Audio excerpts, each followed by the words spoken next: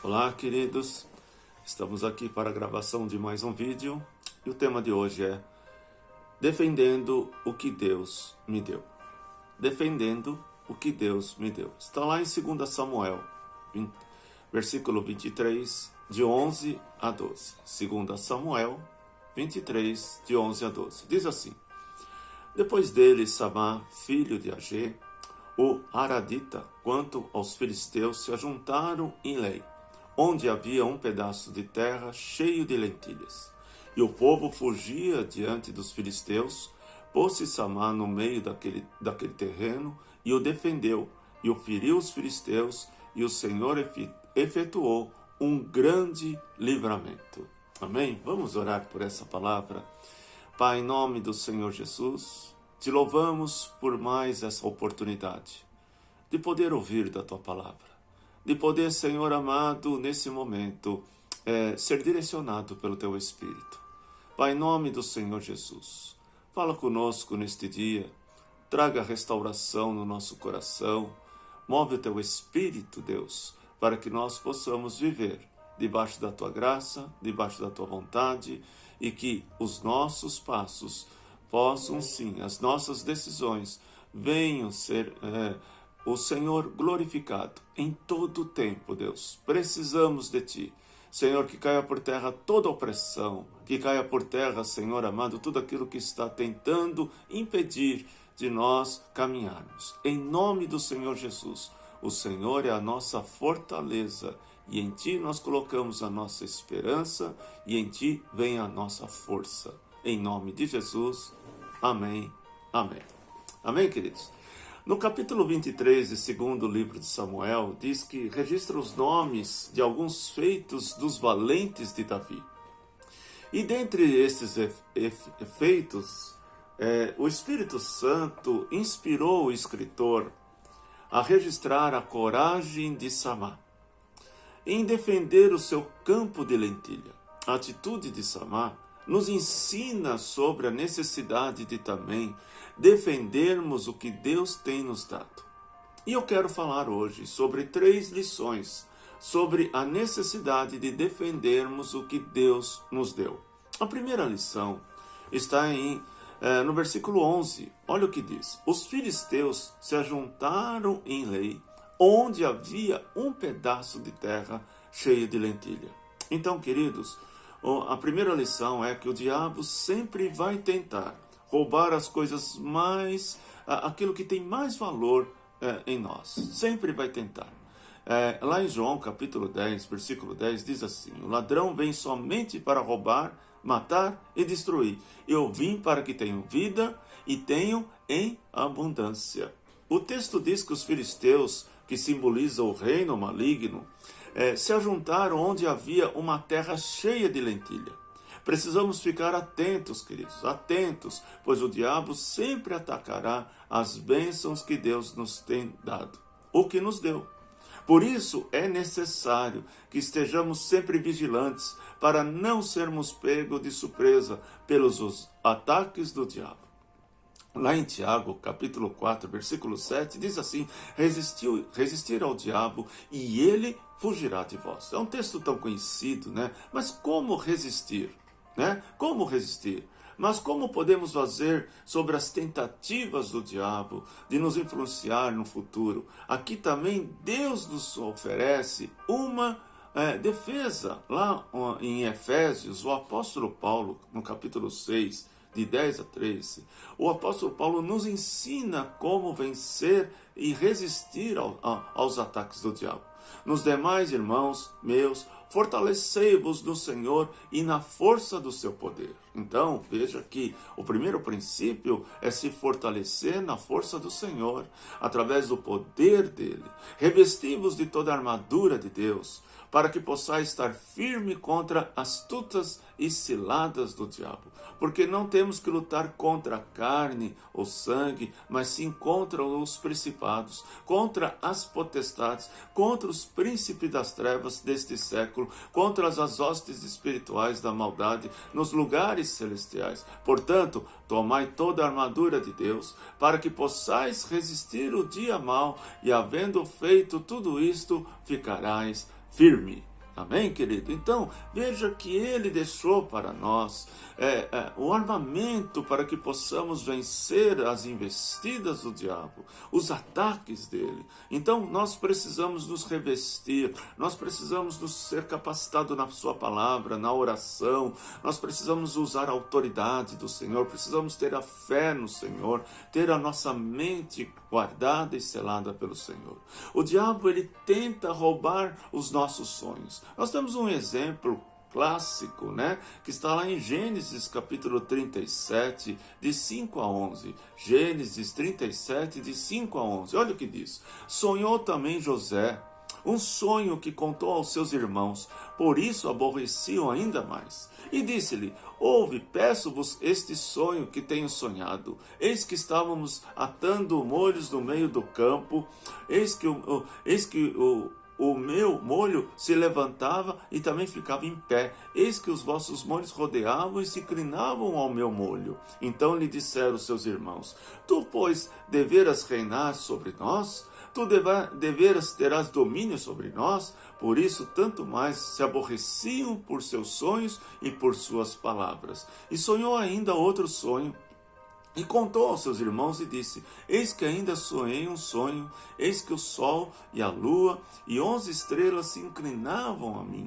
E contando ao seu pai e aos seus irmãos, repreendeu seu pai e disse-lhe: que sonho é este que sonhaste?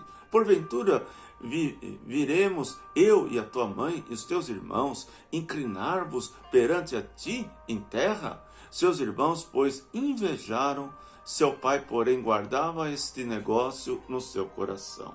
Então veja que o sonho de José estava buscando uma interpretação. José não teve um entendimento naquele momento de que aquele sonho não era para ser revelado, mas que era um sonho que o Senhor estava trabalhando no seu interior.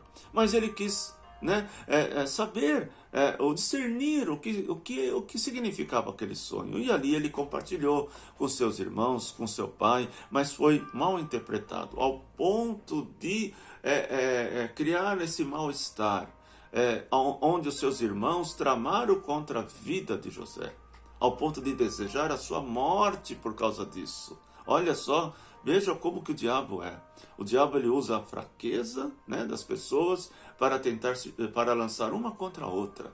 Então, veja que um sonho se tornou uma conspiração contra José. Eles fizeram uma armadilha para ele, eles tramaram a sua morte, mas na hora de matar, passava por ali um comprador de escravos. Ali eles venderam José como escravo. Ele foi levado para um outro lugar e foi dito para o seu pai que ele tinha morrido, tinha inventado uma história, né, pelo desaparecimento de José, e José foi levado para longe. E aí a história vocês conhecem, é só você ler todo o capítulo e os demais capítulos e vocês vão ver o que aconteceu. Mas veja que o diabo, ele quis roubar o sonho de José.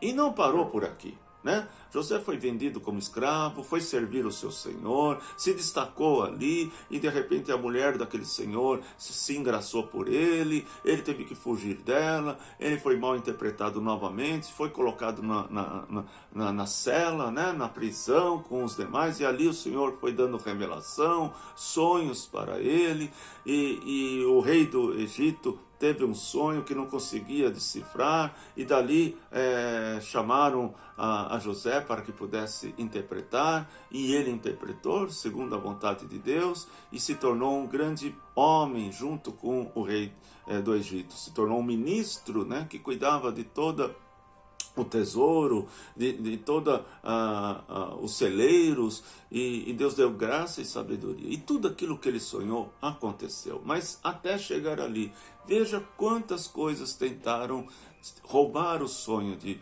José. Quantas coisas estão tentando roubar o seu sonho, o meu sonho. Quantas coisas estão tentando tirar aquilo que Deus tem dado para nós. Então, a primeira lição, o diabo sempre vai tentar roubar as coisas que mais têm valor para nós. Por isso, amados, nós precisamos nos posicionar como Samar. Samar, ela enfrentou, ela não teve medo, mas ela entendeu que aquilo que Deus havia dado a ela, ela não iria abrir mão. Irmãos, eu estou vendo tantas pessoas abrindo mão daquilo que Deus tem dado. A salvação, né? A libertação, uma vida de intimidade com Deus, as promessas do Senhor, porque o diabo veio para roubar, matar e destruir. Eu quero deixar uma pergunta. Com suas palavras, comente uma das áreas da sua vida que temos que defender contra os ataques do diabo. Pense nisso, com as suas palavras, né? Pense nesse momento, né? O que é que Satanás está tentando roubar de você? Segunda lição, a responsabilidade de defender o que Deus nos deu é nossa. Lá no versículo 11, parte B, diz assim: o povo fugiu diante dos filisteus. Então, diante das ameaças, o povo não resistiu. Diante das ameaças, o povo simplesmente não conseguiu entender que Deus estava acima de tudo. Mas Samar não. Samar imediatamente tomou uma postura, tomou um posicionamento. Muitas pessoas projetam a culpa e as suas perdas e os seus sofrimentos nas pessoas ou até mesmo no governo. Mas aprendemos com esse texto que a responsabilidade de defender o que nos deu é nossa. Samar, se tivesse tido a mesma atitude que o povo, ela teria perdido tudo. O povo fugiu, mas Samar permaneceu firme, defendendo o que Deus havia lhe dado. Irmãos, nós precisamos nos levantar e não nos esconder. Nós precisamos buscar mais o Senhor. Nós precisamos nos posicionar. Lá em Lucas capítulo 21, versículo 17 a 19, diz assim: todos os odiarão vocês por causa do meu nome. Contudo, nenhum fio de cabelo da cabeça de vocês se perderá. Perseverando que vocês obterão a vida. Então, querido, olha só, nós seremos odiados, nós seremos perseguidos. Por causa do quê? Por causa das promessas, por causa da salvação, por causa da santidade, por causa da luz que está em nós. Mas aquele que perseverar, ele vai obter a vida. No Salmo 9, versículo 1 a 7, aliás, no Salmo 91, versículo 7, diz assim: 1000 poderão cair ao seu lado, 10.000 à sua direita, mas nada o atingirá. Você crê nisso? Por mais que você possa ser perseguido, por mais que a situação possa estar difícil, a palavra diz que nada nos atingirá. Em Provérbios capítulo 2, versículos 6 a 8, diz assim: pois o Senhor é quem dá sabedoria, da sua boca procede o conhecimento e o discernimento. Ele reserva a sensatez para o justo como um escudo. Protege quem anda com integridade, pois guarda a vereda do justo e protege o caminho dos seus fiéis. Amém, queridos? Então nós precisamos fazer como Samar. A responsabilidade de defender o que Deus nos deu é nossa, é minha. Então eu preciso me levantar. Eu quero deixar uma pergunta. Em sua opinião, o que leva as pessoas a fugir das lutas contra o inimigo? O que leva? Será que falta conhecimento da palavra? Será que falta fé? Será que falta convicção de que realmente o Senhor está na sua vida? Queridos, não permita que Satanás ele venha com as suas mentiras, com seu engano e venha roubar a esperança, a tua paz e principalmente aquilo que ele quer exercer na tua vida. Terceira lição: Samar arriscou a sua vida para defender o que Deus havia lhe dado. Amados, olha o que Samar fez. A terceira lição: Samar arriscou a sua vida para defender o que Deus havia lhe dado. Está lá no versículo 12. Mas Samar se pôs no meio daquele terreno, o defendeu. Irmãos, pense comigo. Como que ela iria defender aquele terreno, aquela terra, aquela plantação de lentilhas, o exército dos filisteus, todos ali, e ela sozinha, ela se colocou no meio daquele terreno para proteger aquilo que Deus havia dado. Samar tinha certeza que Deus estava com ela. Samar tinha certeza que valia a pena morrer por aquilo.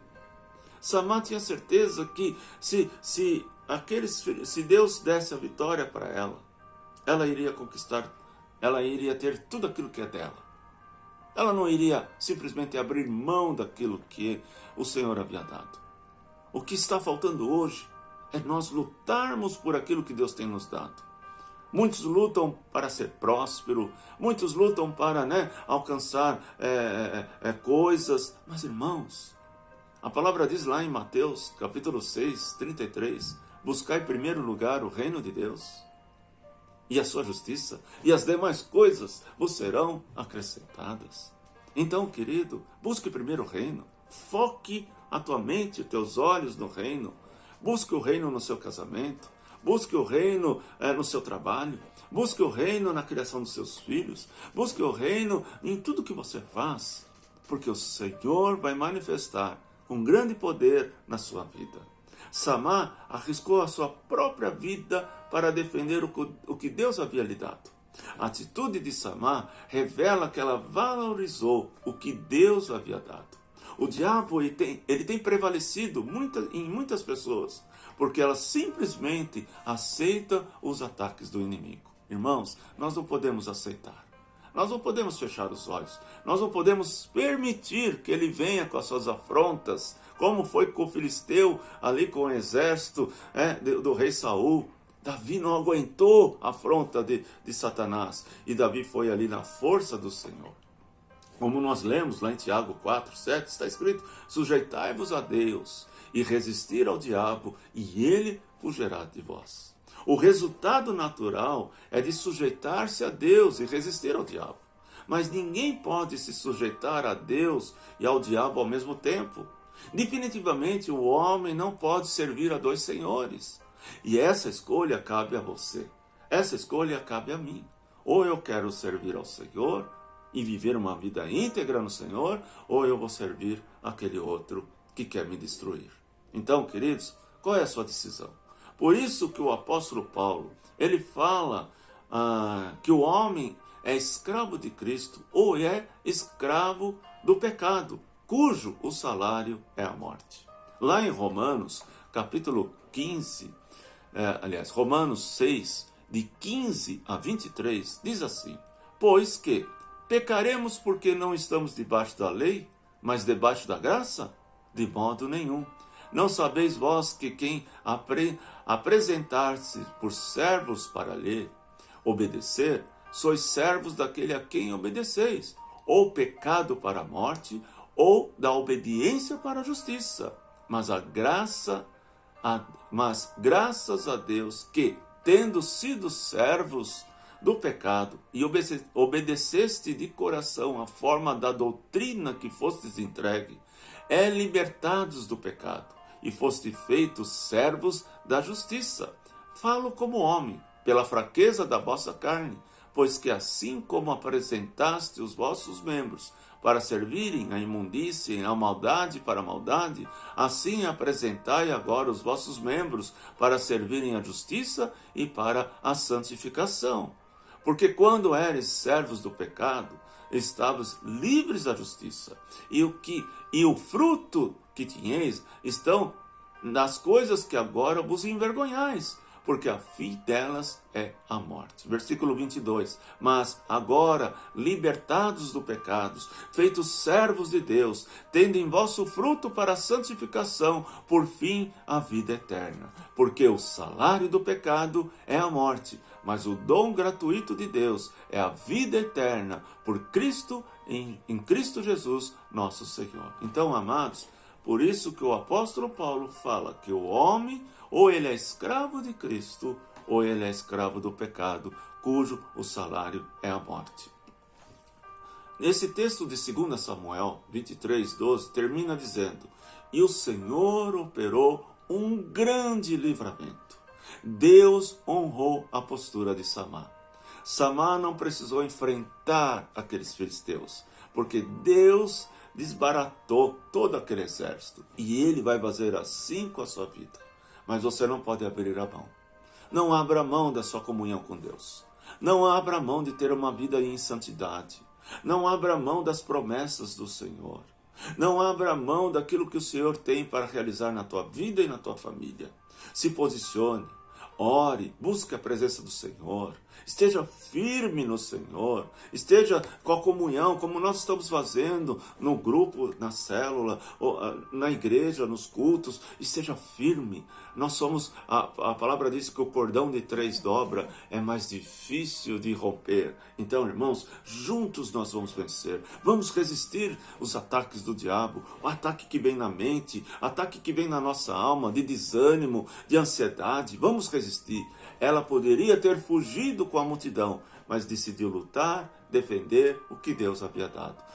Que a partir de hoje, queridos, possamos ter a mesma atitude de Samar e defender tudo aquilo que Deus tem nos dado. Você quer esse desafio? Vamos orar? Vamos pedir a Deus que nos fortaleça e que você possa viver a graça do Senhor. Pai, em nome do Senhor Jesus, nós te louvamos, Senhor, por esse lindo exemplo de Samar, que lutou por aquele terreno de lentilhas, mas que teve uma grande vitória diante do Senhor. Ela não foi intimidada pelas ameaças, pelas afrontas do diabo, e ela resistiu toda ação do maligno. Então, Pai, que o Senhor venha nos fortalecer, que o Senhor possa nos dar graça nesse tempo em que estamos vivendo, e que nós possamos resistir toda ação do maligno, e possamos vencer como Samar. Não venhamos abrir mão daquilo que o Senhor tem nos dado. E de forma alguma, Senhor, possamos deixar de buscar aquilo que o Senhor tem nos dado. Pai, em nome do Senhor Jesus, abençoe teu povo, abençoe sua família, abençoe, Senhor amado, com a tua palavra, com a tua presença, e o teu poder seja manifestado em todo o tempo. Em nome de Jesus. Amém. Amém. Que o poder e a paz do Senhor esteja sobre a tua vida e sobre a tua casa. Compartilhe esse vídeo com outros. Seja um instrumento nas mãos do Senhor. Deus abençoe.